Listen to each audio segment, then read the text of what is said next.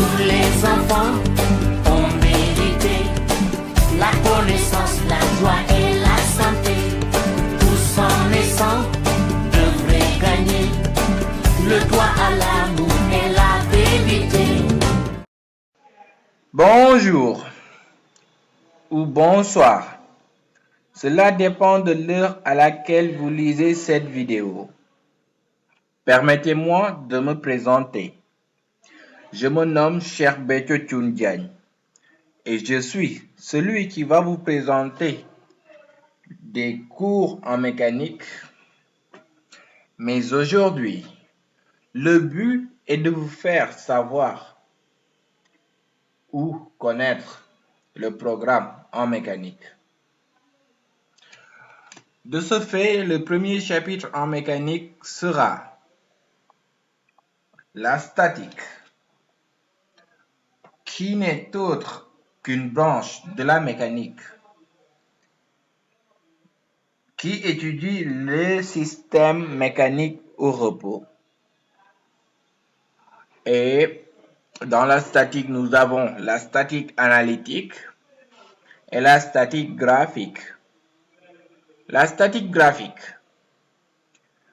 nous avons trois méthodes. Et ces trois méthodes sont la méthode de Kuhlmann, la méthode d'addition des forces connues, la méthode de la dynamique et du funiculaire. C'est ce qui nous concerne cette année. Dans le chapitre 2, nous allons étudier les notions de frottement. L'objectif sera de définir les notions d'adhérence de frottement et les paramètres utilisés pour l'étude du frottement. Énoncer les lois du frottement, décrire les notions de résistance au roulement et d'arc-boudement, développer les principes d'application du frottement, coin et cône. Dans le chapitre 3, nous allons voir les torseurs. Les torseurs sont des outils de modélisation analogues aux vecteurs, utilisés pour représenter des actions mécaniques des vitesses et diverses grandeurs. Dans le chapitre 4,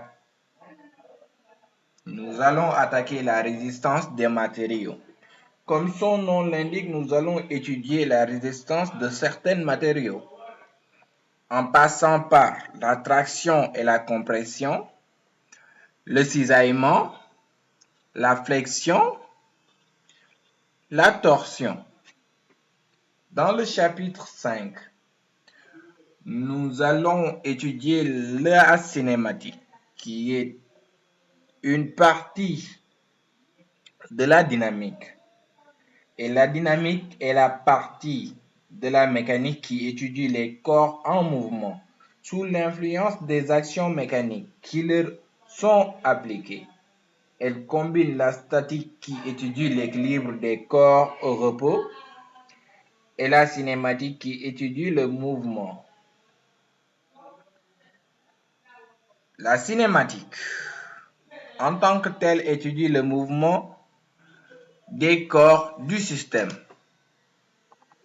C'est tout pour aujourd'hui. Merci, nous allons nous retrouver pour une prochaine vidéo.